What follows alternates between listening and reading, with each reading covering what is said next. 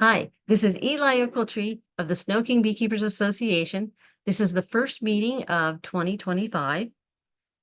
It's January 15th, and we will go through announcements. Let's see, here, agenda, organized. We'll do some club announcements and then some public service, sort of where you are in the winter and what we're all concerned about. And we can either talk about that for a while if people want to bring things up, or we can go straight into successful beginner beekeeping, trying to figure out how to help everybody succeed.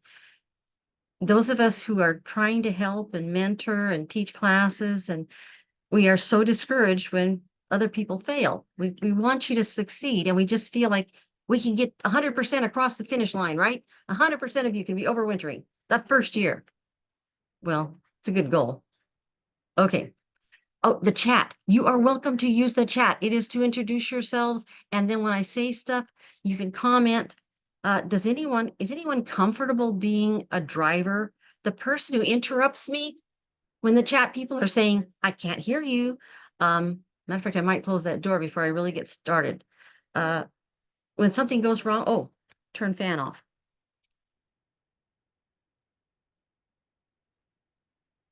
That usually helps with background noise. Anything comes up like that, everyone's concerned about something, doesn't understand something, needs me to stop. I talk a mile a minute. Anybody volunteering?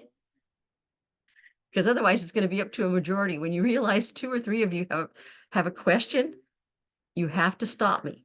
You can't let me go on and talk for 15 minutes about brood, and you've never heard brood applied to eggs and larvae. That was one of my classics. I was talking about brood, and lots of people have chickens as well as bees. Okay, you have to stop me, because the fact that people didn't know that bees have brood, their eggs and their larvae are brood. I think everybody thought the chicken sitting there on top of the nest. So use chat if you would rather have things brought up gradually, or you have someone sleeping in the house. A number of people have that. They need to be quiet. Club announcements. Let me see. Is there anything besides we're starting all 3 levels? Those of you who ordered print manuals should be getting, almost all of you will be getting them tomorrow in the mail. They were delayed by WASBA. The beginner people last night didn't get theirs in time. Journeyman for tomorrow night, you have a chance. I still have to get your first good weekly email out to you, Journeyman. Don't lose hope, okay? I will do that. There are a lot of journeyman service opportunities. People often don't realize how much you could be doing if you've gotten your apprentice certificate. It's a great time, and we can all share that too. If anybody would like to partner up with someone at a booth or something, you've been asked to speak at a gardening club or something, 2 can be better than 1. It can be a lot of moral support. And then the basic, what are we doing right now at this time of the year? What can we do? What can we not do? You can heft your hives. I think you can almost always check feed above the inner cover. I don't lift that inner cover off.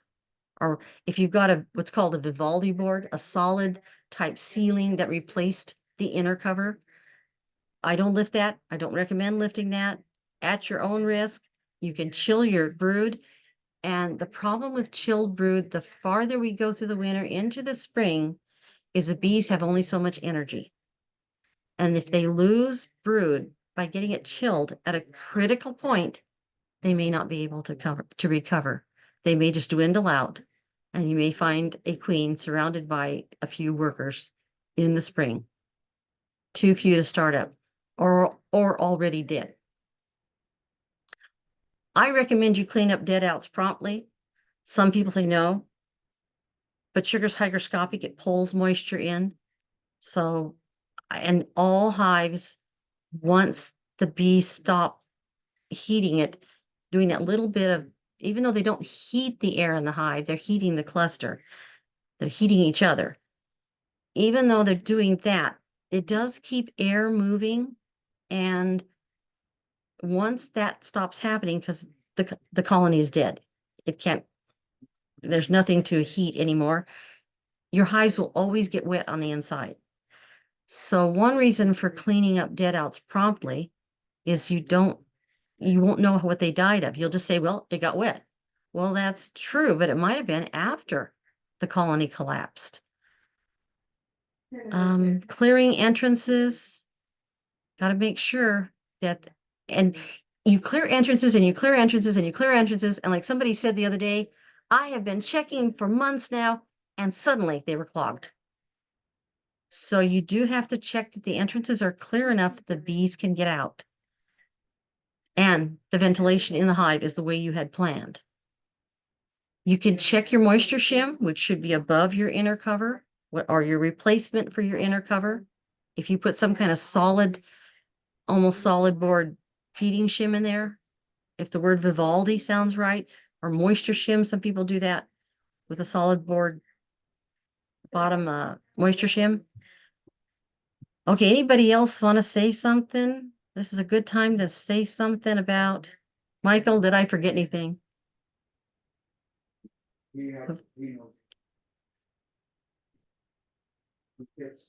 This time of year, is there anything else we can do? Hey, Eli. One of my Heidi? hi everyone.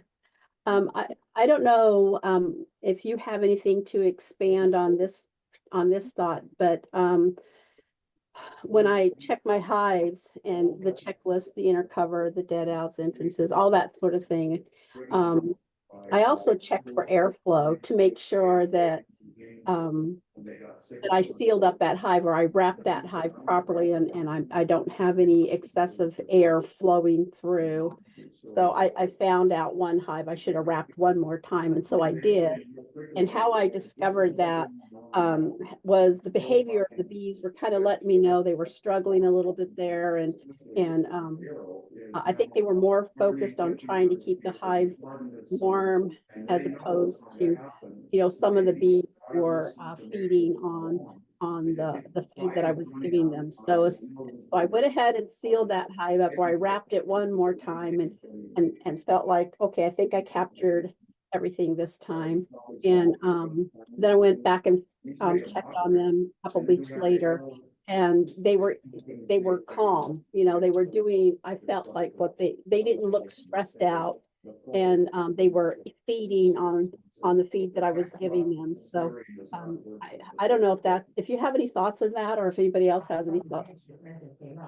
Yeah, that's really good. Going out, it sounds funny, but going out once a week, just walk around your hives, morning coffee, whatever it is you do, you come home. Well, we're going to work in the dark and coming home in the dark if you're still tied to a paycheck Monday through Friday job, right? But yeah, it's amazing. You will just see something. And it's not that the bees can't handle it. I mean, Heidi's bees might have made it, but why put the stress on them?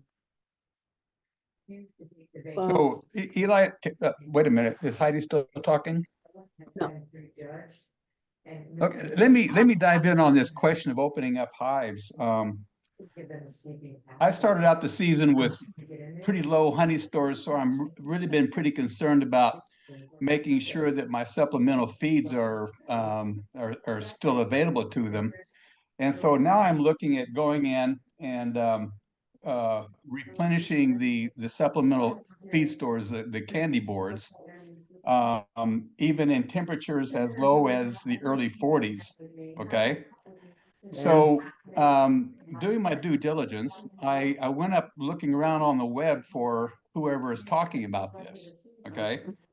So Mr. David Byrne himself has a video, and he presents as he's about to open a hive in 41-degree weather over there in Illinois. Okay. And so watching this video, I watch him pull off his candy board, and he's standing there holding his candy board that's all covered with bees. The top of the bar, the top of the frames are all exposed, and he's standing there talking and carrying on as if it's no big deal. Okay. and so I went ahead and did some other research on it, just looking around for what everybody else is saying, and went over to is it Rusty Burlew over at Honeybee Sweet? That's her name. Yes. Yeah. Well, she her primary point is if you need to do it, do it. And because if you don't do it, the hive could die anyway. You know, she's really pretty firm about this, and even talked about merging a couple of colonies in 30-degree weather. I think that was the temperature she was talking about. So, you know, it seems like there's some leeway, but only if, you know, for me, for me individually, if I'm going to change out those candy boards, don't stand around talking about it, lift it off, put a new one on and close it back up again. And so I wouldn't mind hearing their critique of that kind of a strategy, since some people are saying, yeah, it's okay as long as you're quick about it. Yeah, ideally they didn't run out of food, because ideally, you know, back when the weather was still somewhat good occasionally, a month ago, you put lots of extra food in there. But our bees have been so active, they could run out. So if That's you my heft concern. and they're out, I mean, what's the point of hefting if you don't decide to take action? If you think they'll come up through the oval, and bees do that pretty soon now. Usually, actually, it's getting colder this week, according to my weather report. But usually it starts to get warmer as we go to February. There's some warm spells. And if the bees will come up through the oval hole in the inner cover, then you can put it right there on top.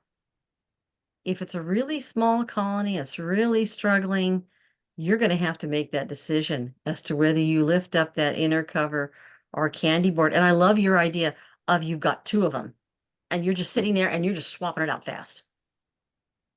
I don't think I would do it like you said David Burns did it. He probably knows he's got like 2 deeps worth of bees, and he knows they're going to be so strong. Yeah, well, I might imagine, and so for me, you know, it's going to be go in and switch them out, and trust that I'm doing it fast enough that they're not losing so much heat that it's going to cause too much of a disturbance for them. And then the one you took out, you could clean it off if you don't think you're transferring any disease, load it up with more feed, and go to the next hive and do the same thing, the quick switch. Yeah, well, I have 6 candy boards ready to go out there, and I have to build 2 more, so you know that's not quite an issue. Okay, but yeah, quick. And if you think you're going to lose the bees, this is the hard part to explain to like beginners, because it's a judgment call. Honestly, it wouldn't you say? You Well, just yeah, well, decide. I was thinking about that, you know, in this whole consideration about how to talk to beginners about that. Mhm. And you know, as much as I've mentioned it, you know, I'm not so sure it's a great idea to tell beginners, yeah, if you got to do it, do it. It may be a better idea to let them learn that kind of stuff, you know, with their own research and their own experience. I mean, I hate to tell a beginner class, yeah, go ahead and lift off your candy board if it's when it's 41 degrees outside. I wouldn't feel comfortable doing it. That's why I left it at don't. But yes, if you know you're going to lose your bees, but that's sort of a second year thing, and that's part of this successful beginner beekeeping, is trying to find the best way to explain it when we aren't going to be there, standing there at the hive. Both Heidi and Randy were at last week's Wednesday meeting, which is a trophallaxis meeting for journeyman candidates and journeyman and master beekeepers. And so we were talking, I kind of took over the meeting and got everybody to give me ideas for this talk, incidentally. Made it easier to plan. Anybody else? I mean, if you had to explain it. I don't have an explanation, but I do have a question when it's available. Okay, go ahead. I mean, it's Kobe in case somebody can't Yeah, I'm see. Kobe. My question is, I have a quilt box on top, and I have burlap and wood chips inside there, and then an insulation cover, and then the top cover. And I'm finding that the burlap has some mold on it, and I'm just wondering what I should do about that. I would guess the bees don't care. What I do, are you finding that it's getting wet around the edges where? Yes. Yeah, okay. So the condensation I'm visualizing this as the warm air has come up. It's gotten past the crack between the styrofoam. Is that what you're using for insulation? Right under the telescoping cover. It snuck up there, condensation formed. It got deflected by the styrofoam, comes down on the sides of the hive. Good. It's not dripping on the bees, but you do have this moisture there. That's not below the inner cover. So if you want to change that out, I'm a lot more comfortable with that than going below the inner cover. But usually it's enough, depends on how often you go in, to flip the moist to the center and push the dry out. Or are the shavings inside a burlap bag? Did you do it that way? Some people do that so they can switch it out more easily. Yeah, I have a burlap bag folded on the bottom and then wood chips on top of that and then burlap pieces on top of that. Yeah. I don't know. Does anybody else really think it's like the blue-green mold, right? Yeah. Anybody think it would really make a difference if you just sort of mix the dry and push the dry to think the sides? doing its job by doing Okay. that. And actually, Karen was helping me out. Karen was helping me out here at the apiary. We were just doing bring the moisture to the center and push the dry to the outsides on the club's main apiary hives, which is I where was- I live. How quickly it dried out. I mean, Then we went back and checked it, and I was worried about it a week later, and it was fine. But now it's poured rain again for a while. It could happen again. But does the mold make a difference? I don't think so. I don't think so either. It's part of the process. It just happens. If it's absorbing the moisture, it's going to. Yeah. It's going to come off in a couple months anyway. And pushing that moisture absorbency right up against the walls might be nice because on your outside frames, if it gets wet inside, the outside frames start to mold. And often the bees can use them anyway, but it could help them mold a little bit less. It's a good question. Thank you. And it is kind of where you feel yourself. Any other thoughts on that? No, I'm kind of thankful I lost my bees my first year, because had I not have, I would have been real cocky and not wanted to continue to learn. But I've learned a lot, and I think it was a blessing in the end. The sister, yes. Beekeeping may be a lesson in humility. Has anyone else thought of that? Pride goeth before a fall. Does that seem to be a beekeeper slogan? So Eli, Mike here. Personally, if the wood chips are just slightly wet, I just stir them and mix them up. But then when they get really saturated, I just dump them on the ground next, where I walk to keep the mud down, and then just fill them with fresh wood chips real quick. And then while I've got you, you've got a question in the chat about wrapping hives. Should we be wrapping hives? To wrap or not to wrap? That is the question. Okay, Michael, you take it first. It's your question. I'm eating dinner. I'm going to let you have it. Okay. It's a controversy. Well, like Heidi did it to make sure there's no cracks around. And when you don't have perfect equipment, that easily happens. It warps a little. You've been scraping the propolis off the rims and things don't match absolutely perfectly. So that's one reason that people wrap. Some people just take a piece of tar paper to make sure they sealed all the wind cracks that way. And that way, when the bees have moisture, if you decide you want an upper vent, then for example, they are controlling. The airflow is going in a predictable pattern. But whereas with cracks here and there, that would be a problem. So that's one reason. If you have small colonies, I'm often trying to overwinter something smaller than the full deep of bees that we tell you to. Okay. Just because I give you advice doesn't mean I always follow it. And the first year, it is insurance. if you overwinter with a full, if you were to kind of smoke your bees down, they would fill up a 10 frame deep. That's great. But if you have less than that and you really don't want to give up that queen and you know you should merge those two small hives, I think wrapping can make a difference then. Anybody else who's a real advocate of one way or the other, the insulation at the top is far more important. Like Kobe's situation where that styrofoam deflected the water over, and then there was the moisture shim to absorb it. And that gives you a chance to kind of check what's going on and feel like it's being handled inside the hive. If you wrap, you have to figure out how to unwrap.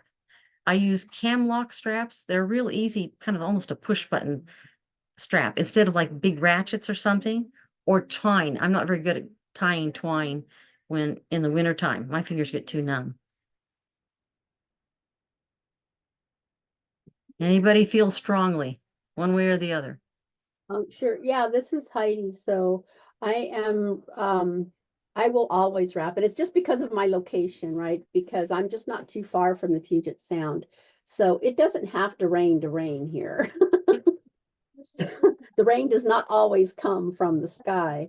And so I do wrap. This year, the bees did really well by coming up into, the second box, and they're up on top like they should be, and mostly feeding out of, the upper cover there, the feed that I put down. So, but it just gets wet here. It's just wet all the time. And like I said, every morning it's wet. It does not have to, the water does not have to come down from the sky to be wet here.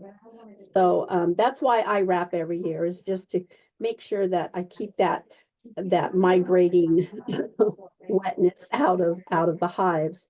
I do expect there's, we've got winter bees, and then there is going to be a die off, but and this year was really challenging as to the fact that the bees were out even past October, but at the same time, they're out, but they weren't bringing anything in, right? There wasn't anything out there for them to bring in.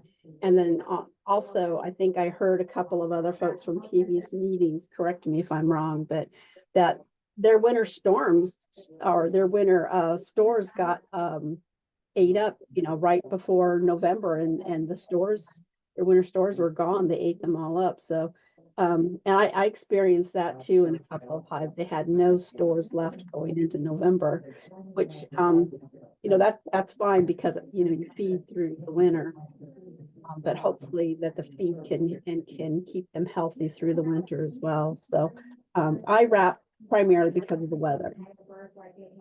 And you're kind of a shaded backyard and 6-foot high board fences, right?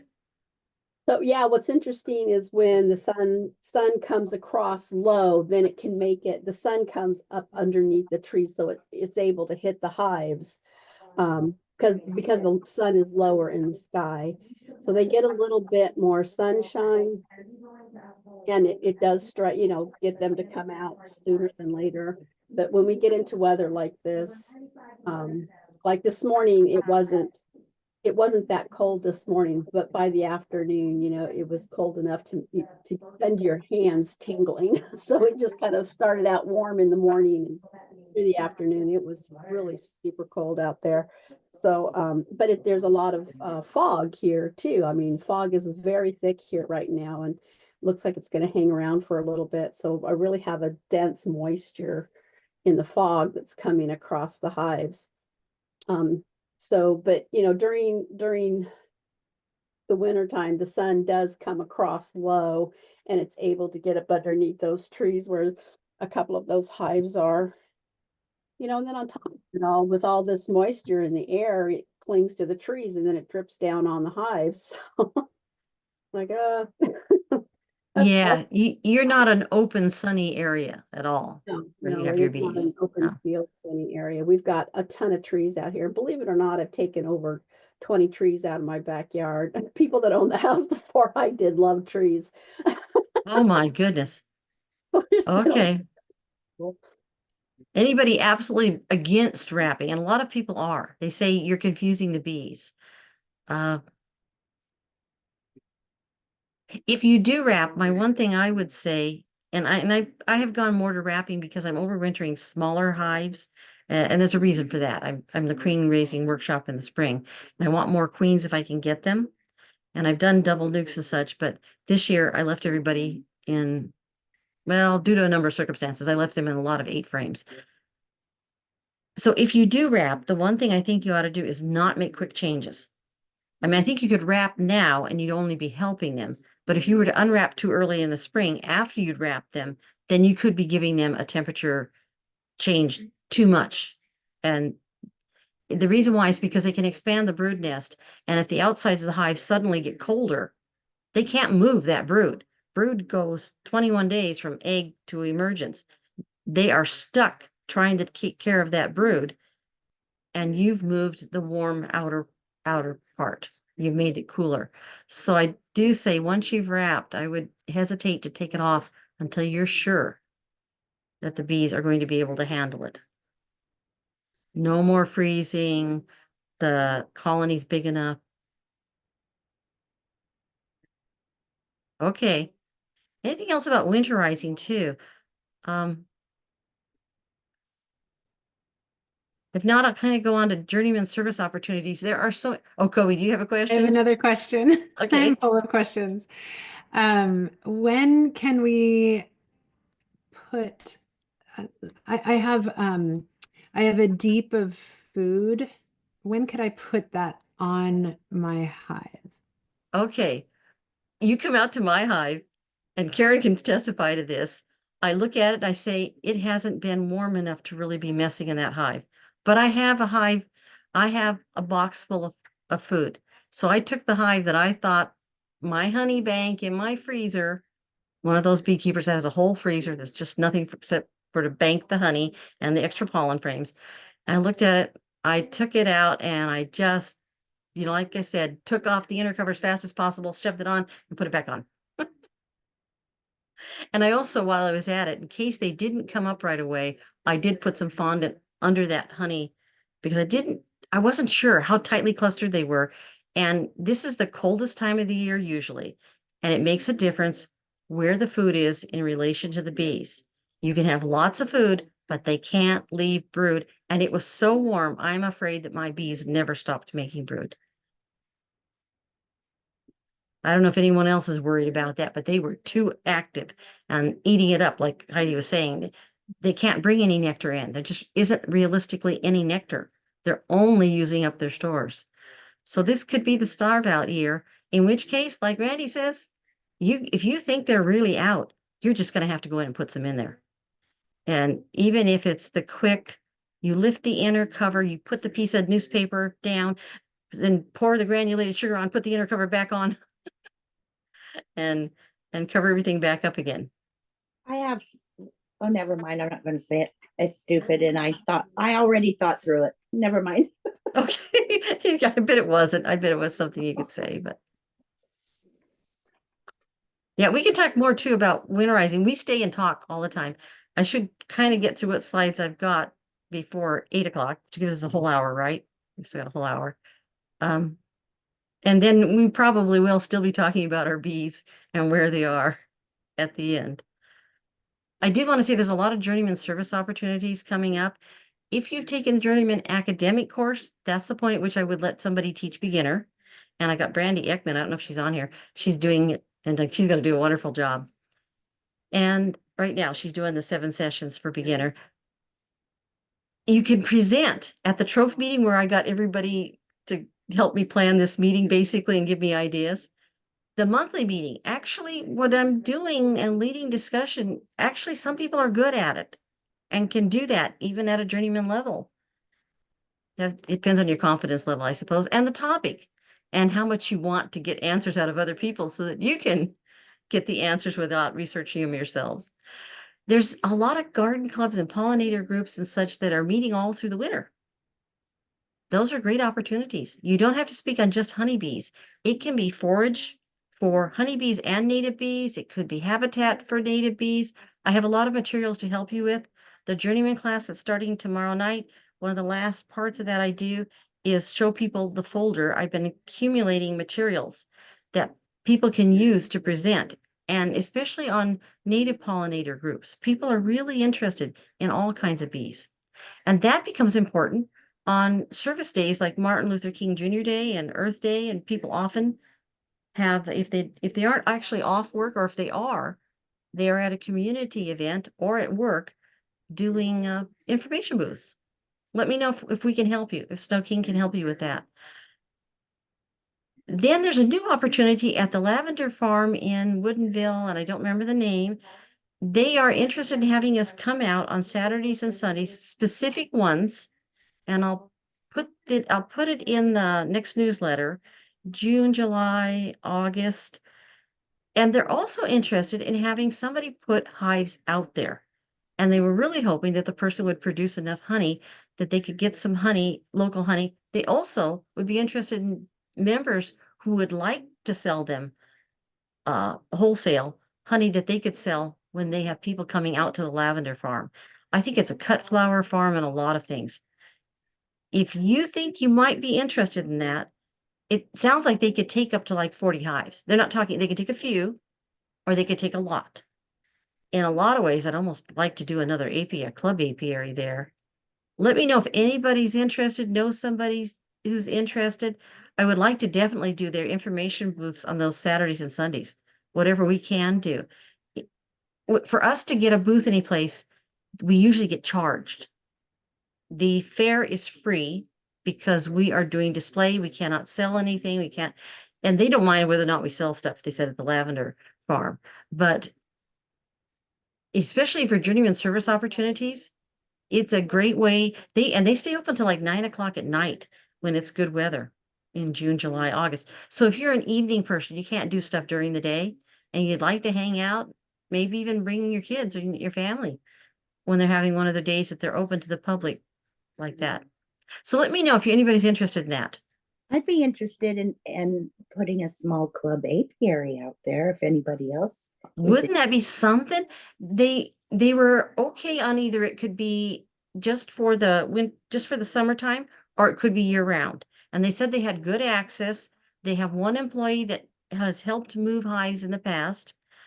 They have had beekeepers out there before. I would like to know why the other beekeepers aren't there anymore. That worries me a little because it sounds like a really good opportunity. They said they had road access and they could help you with the equipment move.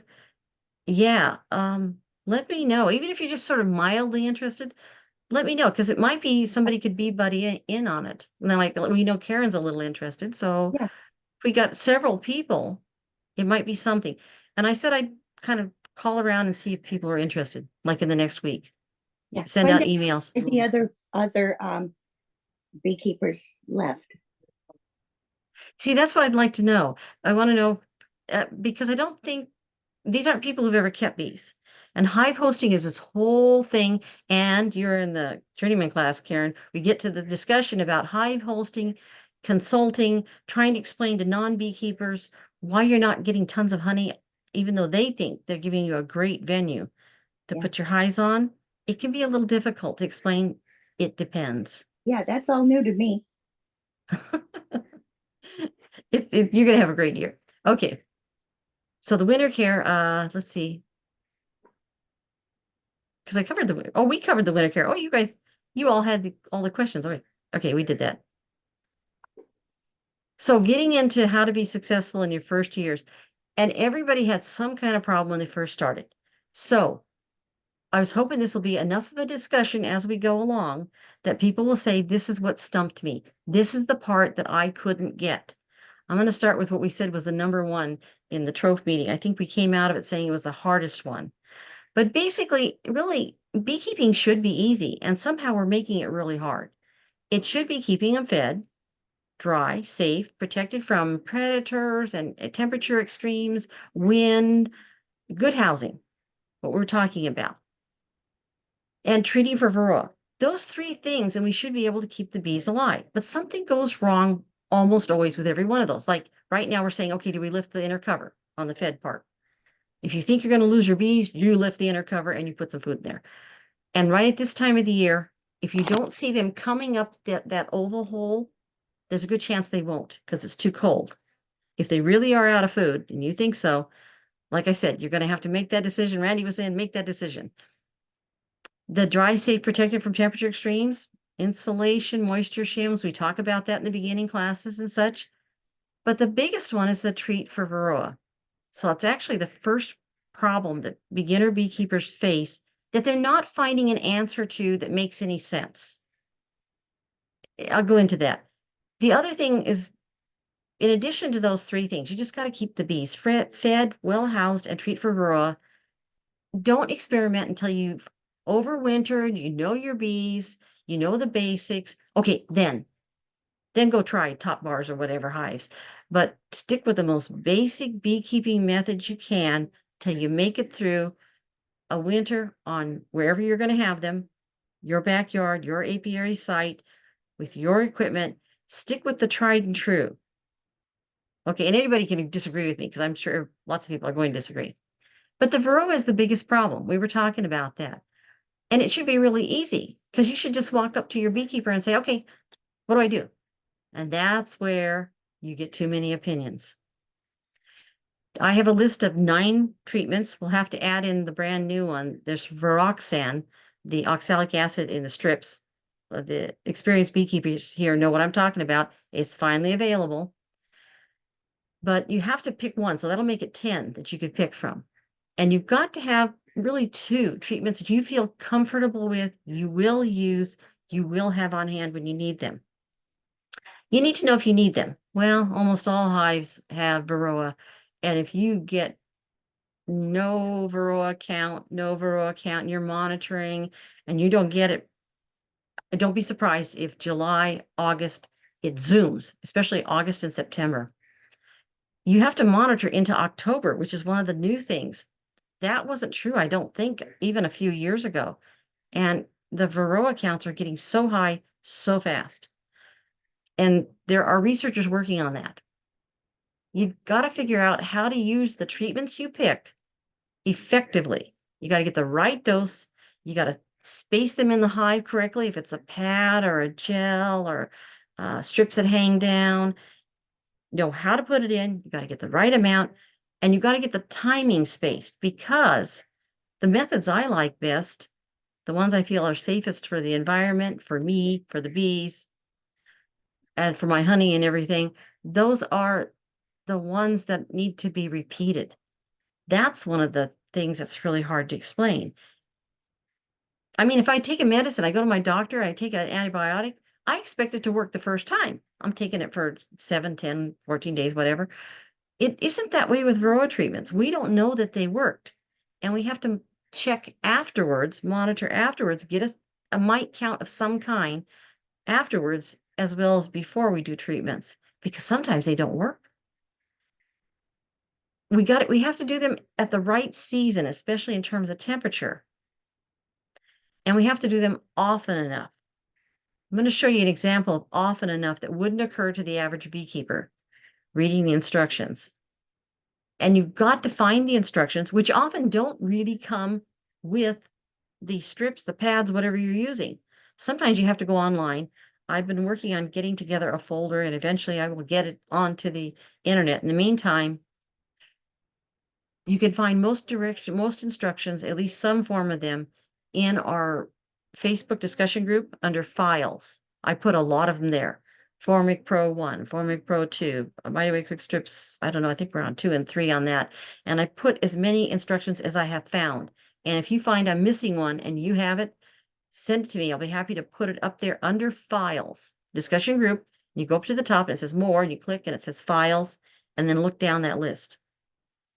And the instructions may not be obvious. A lot of people have read it and not understood it. We're actually going to do some longer sessions in the apiary, at least the malt bee apiary this year, because in the malt bee apiary, it's hard to come out. We are a ways away from civilization, and people drive all the way out, they drive all the way back. And then if we do 2 hours, it's not really long enough to make it worth their while, travel time wise. And when you start talking about something like Varroa, people need to sit there and see somebody, put the pads in, put the strips in, and then really talk about, okay, I have a box that's not exactly the size the instructions say. How do I adjust? And on your feet, you have to be able to understand. Any method you use, it really helps if you can review it with somebody who used the same method. There are side effects to some of these methods. Formic Pro is one of the most famous for you lose your queen. I don't recommend Formic Pro late in the fall, but it might be fine in the late spring, early summer. But late in the fall, if you lose your queen, you can lose your colony for the entire winter. This is where it really helps to have a support group that you can come back and talk to. I've even had people say, tell me what they did. And we went, ooh, you put twice as much on. They said, I'll go out tomorrow morning, take half of it off. And it may have saved their bees. And everything we tell you about Varroa seems to be so confusing. That's why I'm saying pick a treatment, try to pick 2, and then talk to somebody, see how they do it. We're going to do going through as many treatments as we can in like a 4 or 5 hour session, stop for a lunch or snack break in the middle, and do it several times this next year. Okay, I'm promising. I've been asked by a number of people, let's do it. Let's talk it through and figure out what we're going to do. Because the hardest thing is beginners say, I don't want to put chemicals on the bees. I don't really know how to do it. It's an acid. How dangerous is it? I don't want to buy a respirator, whatever it is. There's something stopping them. But we have to do something because every year is getting worse. This is a January through December graph, and it's from Honeybee Healthy Coalition. You may have seen this graph before if you've taken any classes or talked about Varroa anywhere. This is one of the best known graphs. So the blue line is your bees are coming out of winter and they're increasing in population and they peak hopefully in time for the blackberry flow. Please, please, for the blackberry flow. And then the population should fall down in the fall and they overwinter at a lower number of bees. The orange line is the Varroa. They lag a little behind because they're feeding off the bees, and so their population keeps growing and growing and growing, but they're hiding under the capped brood. Almost all the Varroa are under the capped brood most of the time, except when there is no capped brood. So that orange line peaks, and that I've got a green oval here because I want you to think about this is late July, August, September, and the Varroa have peaked. Oh, but there's less capped brood. This is when we finally see them in an alcohol wash, a sugar roll, any kind of monitoring we do, an OAV, if we treat them a couple times with OAV and watch the mite drop onto the slide out board.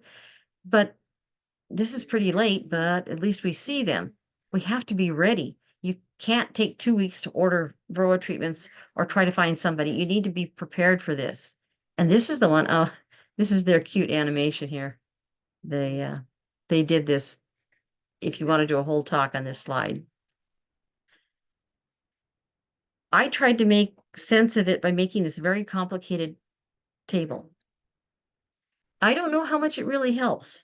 You have to still walk through it with somebody.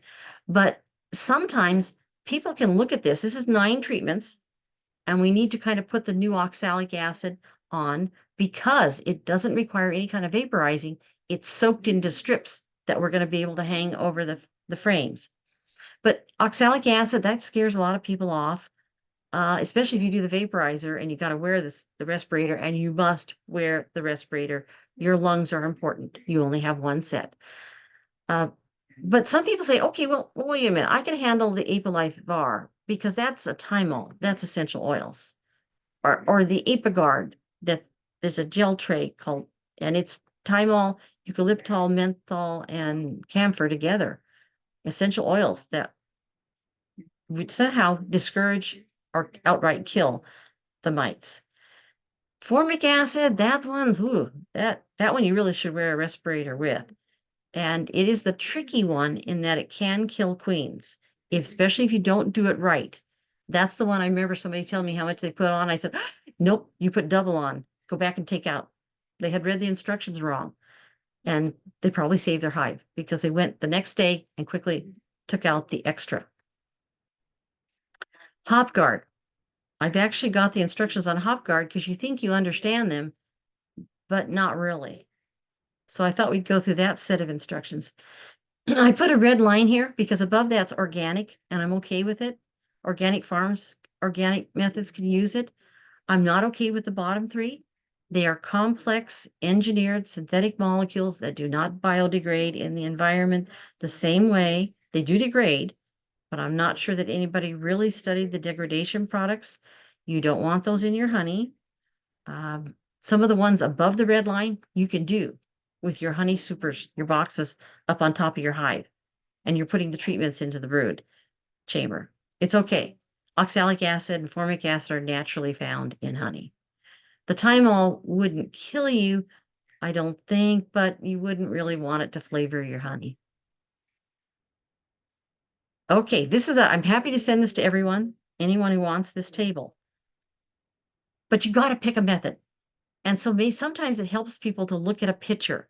I do entire talks in the monthly meetings on YouTube. Has everybody found the monthly meetings on YouTube? Go down the list and look for the ones where we treat with Varroa. And I spend more time explaining it. What's the one you're comfortable with? And for a lot of beginners, it's going to be the essential oils, which is the Apiguard tray up here, the black wafers that break apart, Apili Far. Formic Pro is easy. HopGuard is I think in a lot of ways very safe, very organic, but I think it's the one. Okay, this is Formic Pro. If you can get the instructions that visually show you the temperatures, maximum, minimum temperatures. This one says, it's kind of blurry. I think it's 85 to 50. If you do, this is a formic acid. You put this in your hive at too high or too low of a temperature, it's harder on the bees. And most Varroa treatments are hard on the bees anyway, but formic is really bad on being hard on the bees. It's very effective at killing mites, but it takes usually a few bees out with it as well. But the size of the boxes that you have, the hive stack, all that's important. So having somebody walk you through this and talking later about it, like that person that gave me the call, I'm really happy that we were talking about it. It was either a call or at a meeting.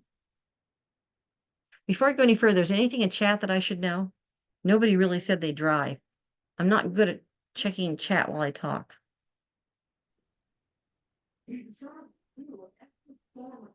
Anything in there I should see or address? We have 2 questions in the chat about treatments. One about if you treat for Varroa in the winter, and also the safest mite treatment and what you prefer. Well, like most experienced, I think almost every experienced beekeeper, oxalic acid vaporization has been the #1. The strips that are coming in are going to be helpful, but the strips that are coming in are not meant to knock down a heavy infestation.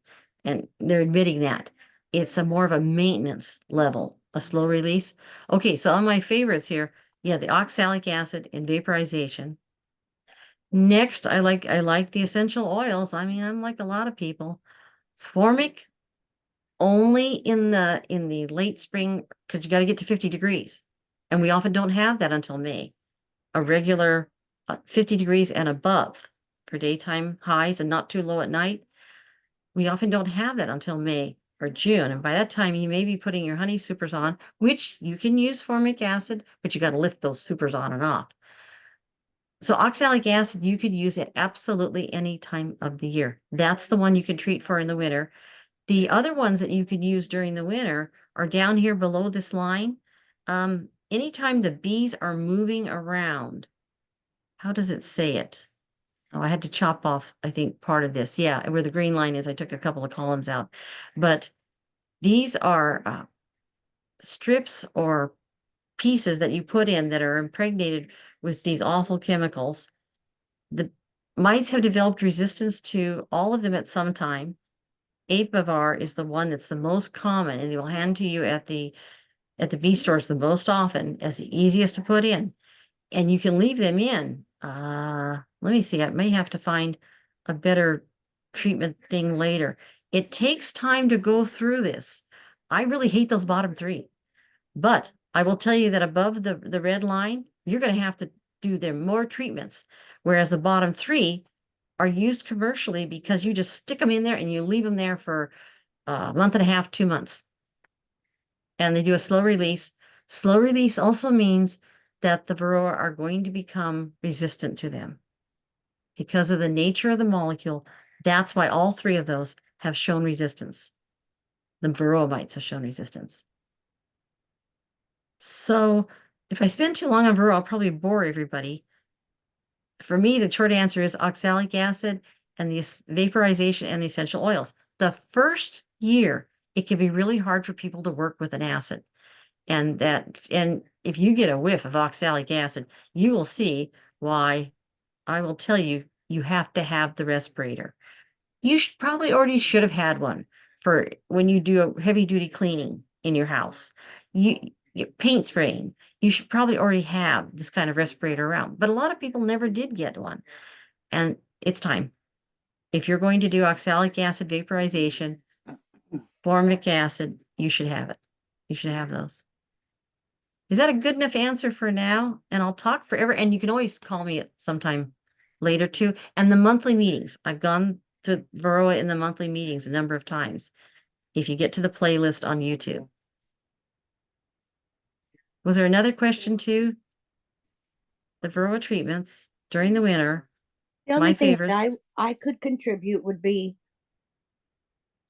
the art of using the wand. See, that's one where we need to have people come out and you get told different things on the internet too, and people will tell you different things, and some of them aren't going to be very successful. Well, So I know we need to do that. like me, who has, just a few hives, is not going to want to go out and spend $500 on a vaporizer. See, and that one that we just showed is the wand. If people haven't seen the wand, it's this thing here. And you don't use it with no gloves on, no protective equipment on, and no respirator. I'm sure that guy didn't have You any need of. just as much protection as if you were using anything else. But there's just, Yeah. it's a learning experience, and I've had a heck of a time in the beginning, but I've got it pretty down pat now. And it is the most cost effective too, actually. Actually, it is the Yes, most it cost is. effective. Yes, it But is. but the first year, it often is just too much for people. So if you come out, if we do some apiary days, and maybe we can get good pictures. Yeah. This one is the one I want to talk about because this sounds really good. It's very organic and very good. And it's the one where you really run into trouble if you don't understand what it does and doesn't do. All those treatments, the 6 above the red line, they require repeated doses. Anything organic is more labor, you do it more often, like weeding, instead of just spraying chemicals on your weeds. It's like that. You have Organic's good. the life cycle of the mite. There's that too. Okay, so HopGuard is this messy, awful stuff that people often buy a big package of, and then they donate it to us at the apiary, which you're welcome to do with your excess. And then we'll use them in the demonstrations too. But it's very sloppy, messy. Okay, it's supposed to be effective. And people say, but it didn't work. That's because they did it once. And if you actually have an infestation, you have to read the fine print on the instructions. This only works, and it is considered by a lot of people very good for the environment, good for the beekeeper, good for the bees. Slowly works. If the infestation reaches threshold levels, you've done a mite count, and you have more than like one per half cup of bees, one mite, more than 3 per half cup of bees, which is 1 per 100. Okay. And you're on the edge here. You're ready to start the treatments. It recommends that if you go above that minimum threshold, which is an odd term anyway, once you've decided you really have an infestation, it wants you to treat 2 weeks apart, back to back, and just keep doing it. Use HopGuard up to 4 times per year. So that would be, if you did 2 weeks back to back 4 times, that would be 8 weeks. That'd be 2 months out of your summer. This is the part that people don't usually read. However, if you were going to put something in a nuke especially a package, and you don't want them to abscond, you don't want them to be stressed and the bees might possibly leave, this would be a good one. They don't like it, but they probably wouldn't leave. Oh, we have discussion groups too. It's nice to know that at least once a month you can get to your level. Like I said, journeyman, people are working on journeyman and above go on first Wednesdays, and the people that are below that go, I don't mean to be derogatory, but if you're not at journeyman level and discussions, you're probably asking the questions that you want to ask the fourth Thursdays with the Hive Mind group with Gina, and you can get the link from her. So we were talking about winter. Here's a humidity. See that 100% line on this humidity graph at this time of year? I think it is a different year, but yeah, we're at 100% all the time. We deal with moisture. I know that there are lots of good references out there, lots of good resources. Are you a book person? I have some here, and I put up my favorites. I know Michael Duncan has a bunch. He could maybe enter them in the chat, and everybody could throw in what they in the chat. The honeybee biology one is this one. This isn't the newest edition. It's a pretty thick book though. Okay, maybe you don't want that much. Keeping honeybees, you can sometimes find at the feed store. If you are ready for black and white illustrations, and because that's what it does a lot of black and white, plain type reading. The Beekeeper's Handbook is the best. I only have 4th edition. It's up to 5th. Get the newest edition you can anytime. On videos, there's favorites. Your local clubs will be talking about Cayman Reynolds or Dewey Karen, who is now down at Oregon State University. There's a Christian trainer whose name I could quickly remember. I like the University of Guelph because it's a northern maritime climate like us. Ask a Beekeeper has some on the Facebook page, and then the YouTube channel for WASBA, our state association. Let me go past this. It really is a good idea to take a class. And you have to focus. You're going to get so much. You go out on the internet and you could just wander around and wander around forever out there. You get too much information. And some of it's not going to help you at all if you're a beginner. And it's really fun when you're a little more experienced and you feel like you can sort out some of it. So if you can get local advice first, start networking now. Coming to this meeting, for example, is a start. Even if I'm not the person, Michael might be the person, Heidi might be the person, Karen somebody might be the person. I don't know, Randy's out there and do all. You know, you might be able to hook up with somebody who you could talk to. And especially if they're really close to where you live, they have the same microclimate. The fog never lifted here. And I think that was true of a lot of Western Washington. Today and tomorrow, the fog is just not going to lift all day long. That's a different microclimate, as we call it. And if you can take a class before you buy anything, the people who are starting last night, those of them who haven't bought anything yet, haven't committed to bees or equipment or anything, that's actually good. Can't wait too long because you've got to get your equipment together and painted, but that's a good timing. That's why we do a January starting course. But one of the best things about a class is you learn to ask the best question you can. Okay, those of you who've tried to help beginner beekeepers, or you've been beginners, you ask a question, you get an answer, it doesn't make any sense. Sometimes you didn't ask it clearly enough, and they didn't understand. So you can ask them again, or you can go ask somebody else very discreetly and get several answers. But you have to be able to evaluate somewhat. And starting with a class, knowing the names of the parts of the hives, it helps. And I know in the Trove group, we spend a lot of time about, you got to be honest with yourself. If this just isn't for you, beekeeping, nobody should be pushing you into doing this. The time, the effort, the cost, your comfort zone with being around stinging insects. I don't like getting stung. Ask people who work with me like Karen, she's gonna laugh at me. I really hate getting stung. Okay, but I'm not allergic, but I just don't like it. But bees, they're livestock. They're not cute, fuzzy pets. and they're not machines. They're in between. They're living organisms. And that is something that some people aren't prepared for. They can't just sit and forget like you do with a machine. They can't get, oh, my cute little bee. Some people do, though. It's okay with me. If you want to get cute and tell me cute stories about your bees, you go right ahead. Okay. I think Heidi would join you with that. Heidi's probably going to write the children's book someday on cute bees. Look, On that. you would, wouldn't you, for your grandkids? Being local, this is a cool maritime climate. If you go on the internet and you're going out of this area, and there's not that many internet videos for this area. There are reasons for that. Our weather, our short season, and a little bit different issues like that constant dampness. We just live with it. Our bees live with it. They do okay with it as long as it isn't dripping on them, Try your closest bee club first.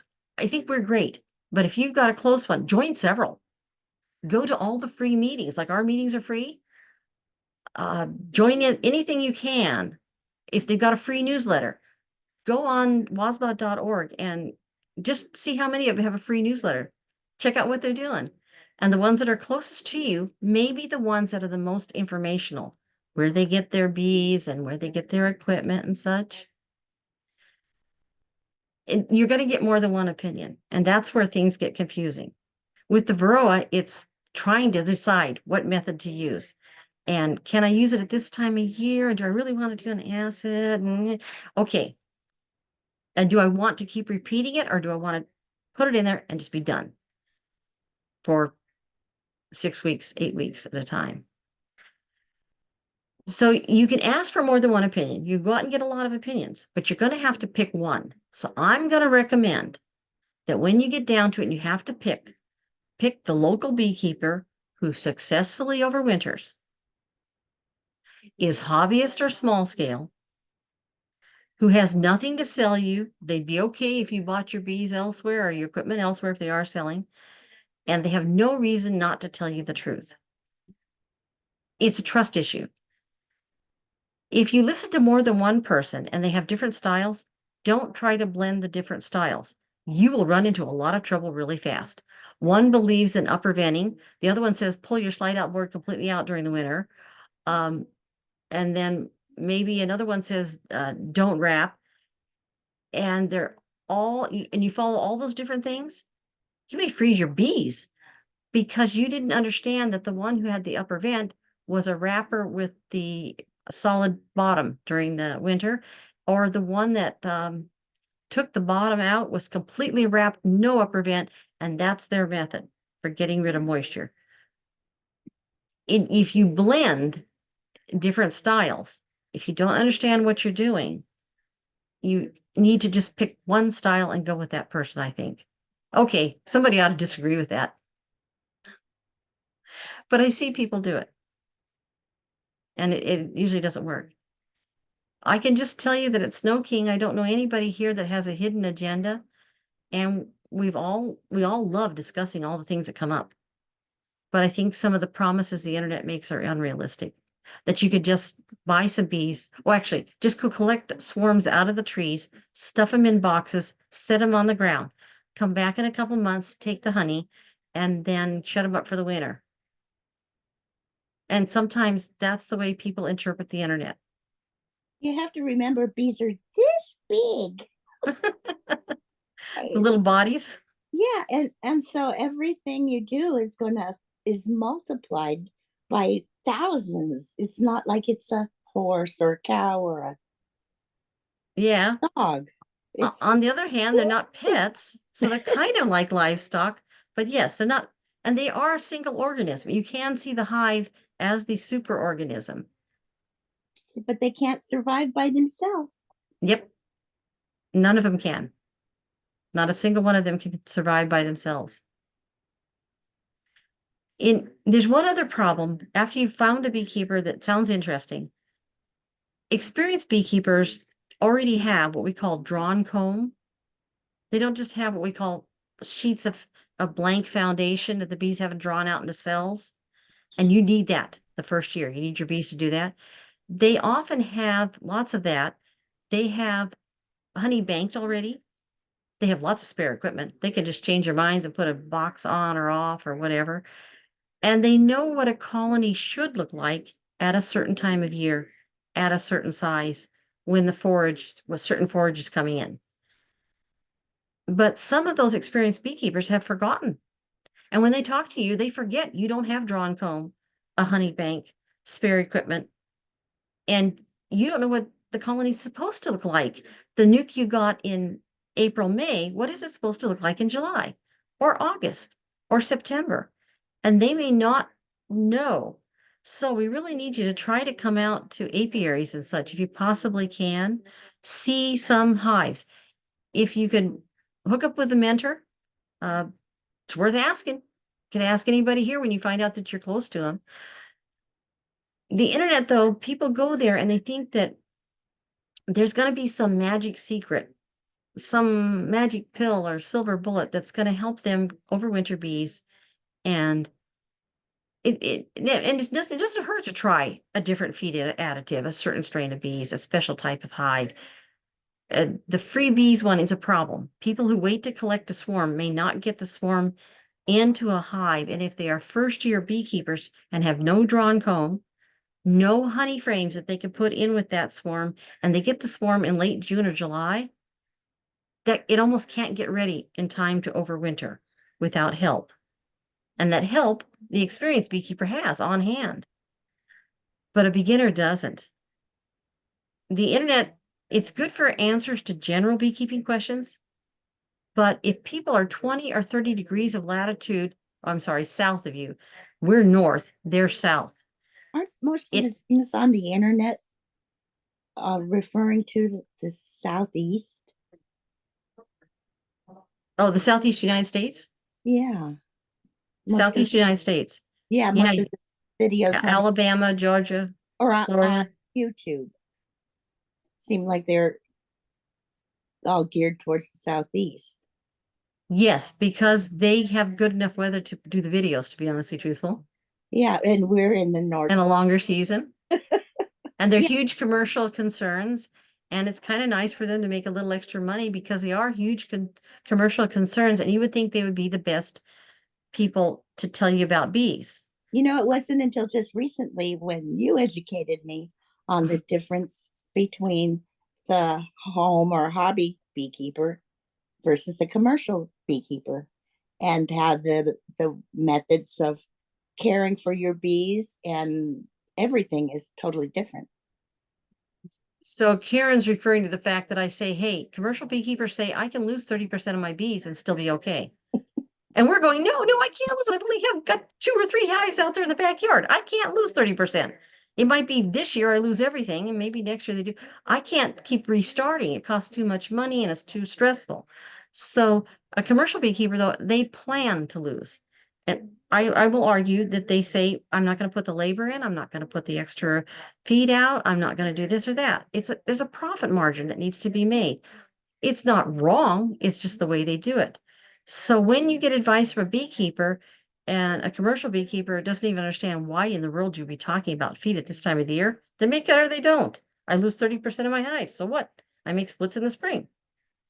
It's not worth paying the labor, especially. It is hard to make money. And if they're doing it themselves or with family members or a couple of friends, and they're trying to run hundreds of hives, thousands of hives, they're going to make different decisions. So I think the internet, you get really good advice, general advice, but they're not having summer or winter at the same time. Winter down in Alabama, Georgia might be a month or 2 long, and it might not be anything like what we think of as winter. So I'm warning people about the experienced beekeepers might forget that you are inexperienced. So you might have to remind them of that when you're having a conversation. Your first year, we will tell you to do things that the experienced beekeepers just go, what are you doing? Why would you put a pollen patty on? Just wait until everything blooms in the spring. You may not have that option because for you've overwintered a hive, or usually at the beginning, you haven't even overwintered a hive. You're putting a nuke out there and it's pouring rain, and maybe it's going to rain for the next month. The bees can't go out and get any stores. You're going to have to feed them one-to-one. and a pollen patty, or a piece of one at least, would be a good idea. The other reason is they already have their drawn comb. One of the biggest rules I never read anywhere is feed 1-to-1 syrup to new hives when you are a beginning beekeeper until you have the comb you are going to need to overwinter that colony. They have to be able to store the honey in something. They have to be able to get into actually the comb to stay warm. They use the comb when they heat the cluster in the winter. And commercial beekeepers will laugh at you for that. And then they'll say, inspect the hive weekly. You got to be kidding. You're pestering them.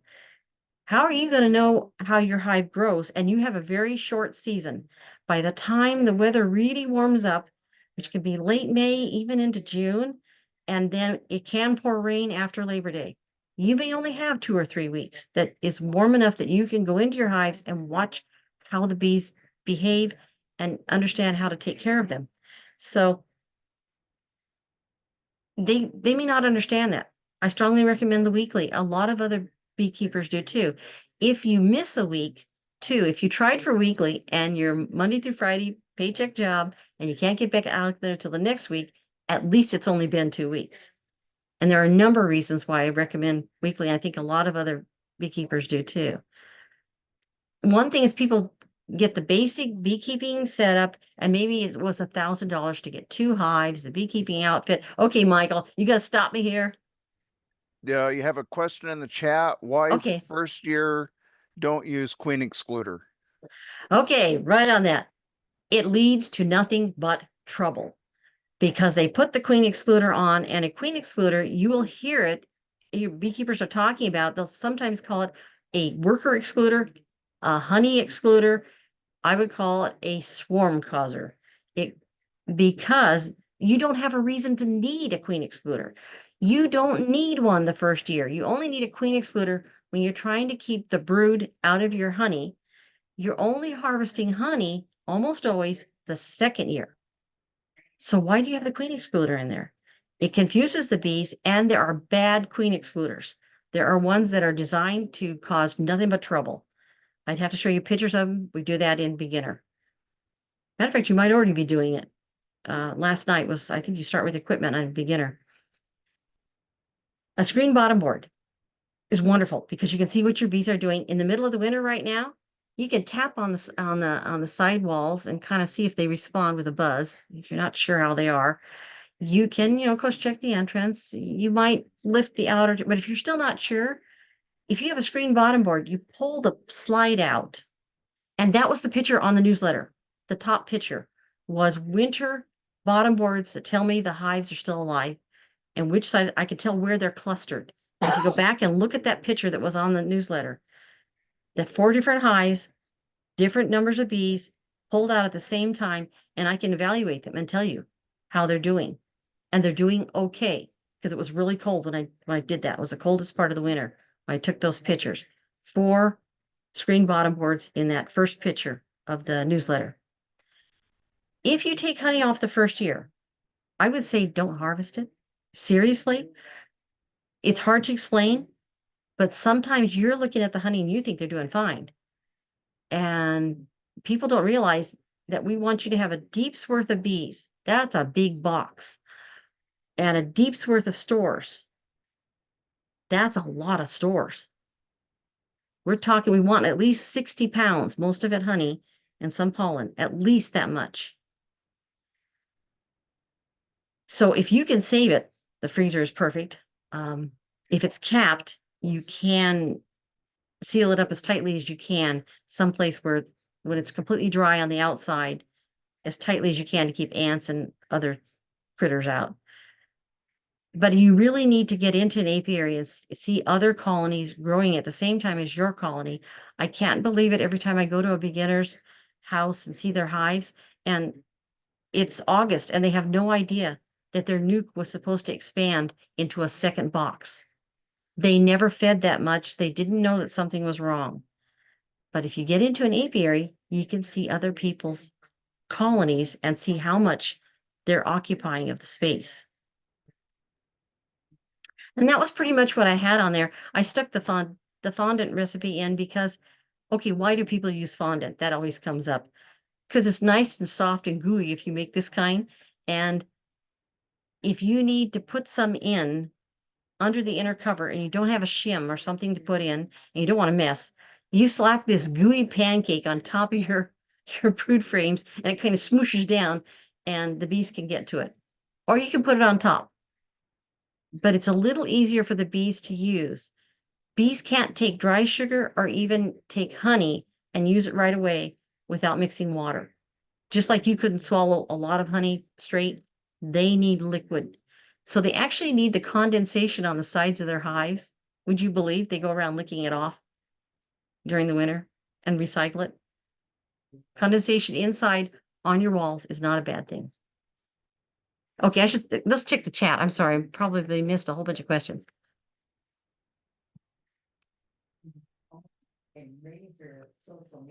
Can you post this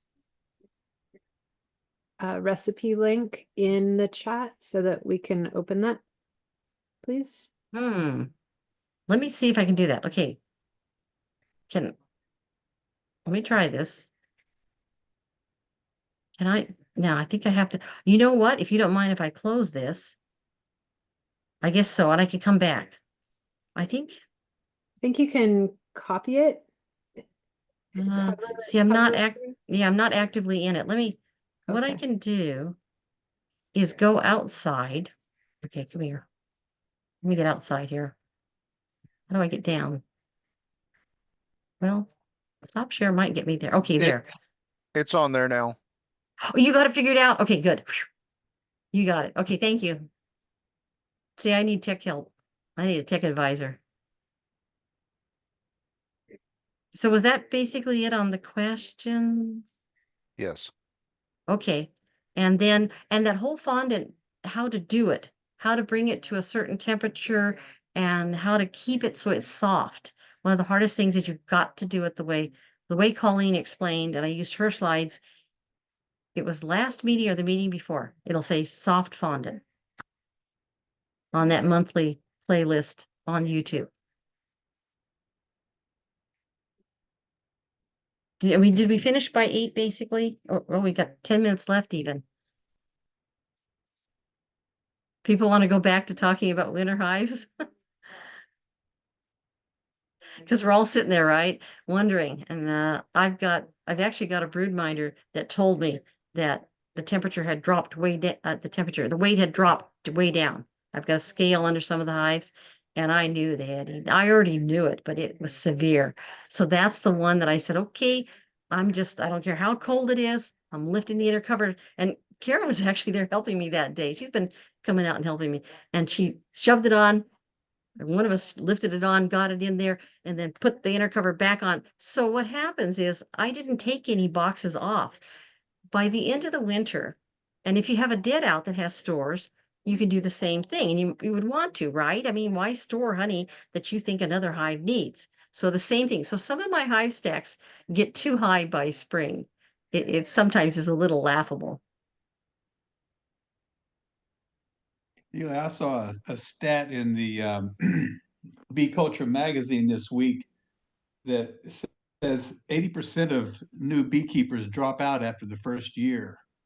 Oh, And yes, somebody was gonna send me the link to that or something. I don't have, was it Bee Culture? Frankly, yeah, I think ABJ. it's Bee Culture, and I'm pretty sure it was David Byrne in his usual article that said that. And it just keeps me wondering, how to inspire people to be beekeepers without selling them the false idea that beekeeping is fun. And Yeah. it kind of constantly nags on me. It's probably my soapbox or something. But when I'm doing a class, my goal is not to tell them that it's fun, but I always tell them that I want to inspire them as well. So I think that that's one of the things that maybe we should be trying to do rather than telling them something that really isn't very true. How about an aptitude test? Do you enjoy a challenging outdoor, you will always be learning, you will never have a perfect answer hobby? It's There for are people who hate that kind of thing. refuse to give up and don't Yeah. want to let the bees win. What's your patience, your patience quotient? Cheryl, did you have a question? You unmuted there. I was wondering if you had a question. Yeah, I was wondering, because I'm out on the peninsula, I'm about halfway between Olympia and Bremerton, and there are no apiaries. I wonder if it's not a good idea to have a beehive out here. I haven't started. I took this class probably 2 years ago and got really intimidated. I waited, but I'm Well- retiring this year. So I think I'm gonna have the time to do it. Mhm. But if this isn't a good place to raise bees, I don't want, I don't want to start something that's not going to work. Yeah, doomed to fail. I don't know. That's a hard one to say. I see if you could see somebody else's bees and see and go through all the questions. Are you willing? It's time, money, effort. You can't just leave for half the year. I know people that want to snowbird and you can't leave for months at a time without somebody else taking over. Okay, is there anybody, Michael, do you have any ideas for how she could team up? If you could get a bee buddy, see, that's where you really need somebody else who is interested in doing it.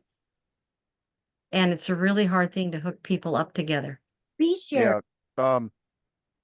Okay, there is 2 clubs down there in Belfair, Belfair and Beyond, Oh, and then That's true. Key Peninsula, Dave Ledger's group down there is also just outside of Belfair. So there are beekeepers down there in that area, and okay. and whatnot. So It didn't come up on a Google search, so. yeah, Oh, yeah. So anyways, WASBA.org. yeah, and Should I then say again? yeah, WASBA, check wasba.org for the club listings. Because What? on there, WASBA? yeah, Washington State Beekeepers Association. They list all the state associated bee clubs. Okay. Yep, and that's a source.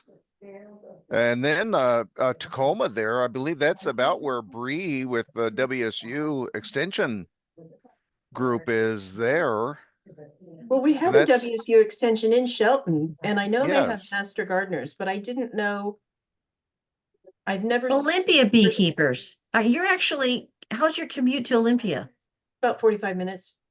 Would it be doable to go out and meet some beekeepers? And I just actually presented Monday night at their club.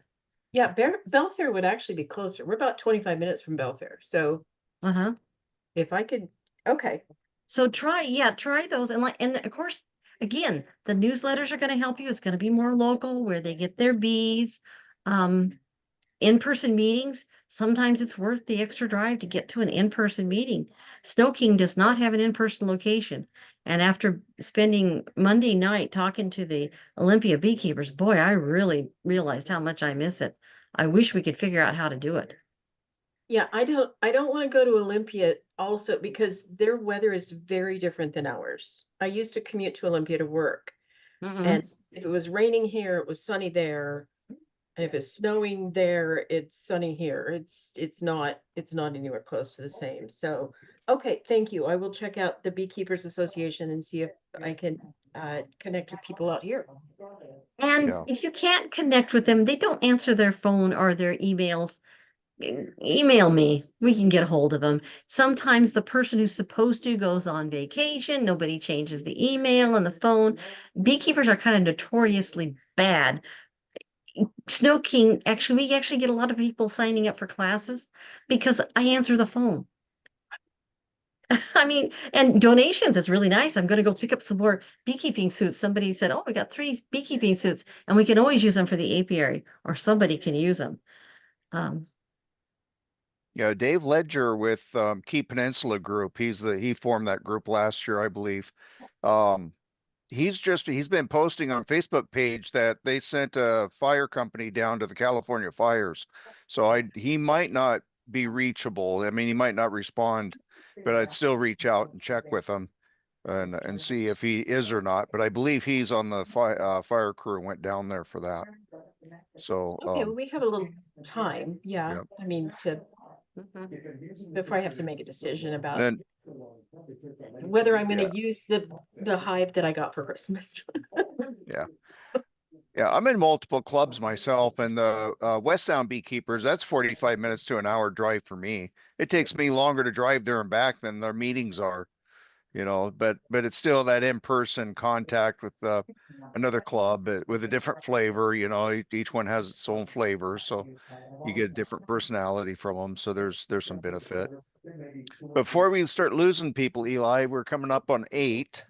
At East Jefferson meeting Saturday, Colleen gave an announcement, and she said that there is a new anaphylactic medicine available now other than the EpiPens, and it's like an asthma inhaler, and it delivers the same amount of epinephrine as the injectors, and so you still have to go to emergency room if you administer it to yourself, but the shelf life on them is 30 months. It's got a much longer shelf life than what the EpiPens are giving. So it's just been approved. The cost is about the same as EpiPens. So for those who do have or want to check into EpiPens for anaphylaxis, then check with your doctor that there is an inhaler available now instead of the EpiPens. So much easier to do than giving yourself an injection. And it's just Yeah. been approved. So I wanted to throw that out there to everybody. I don't have any links or who or what or any of that. Colleen gave the announcement in our club meeting, but Yeah, she would have it. yeah, That's So Colleen who anyways. came up with the fondant recipe, incidentally. Yes. Let me see if she has something. I know she talked about it. I don't remember writing down a link for that, for the inhaler. Be good to have. And the anaphylaxis class, there will be one eventually offered. I meant to put that on the announcements. Eventually we will have one. It'll be a Zoom class. I don't know how useful it'll be for EpiPens though.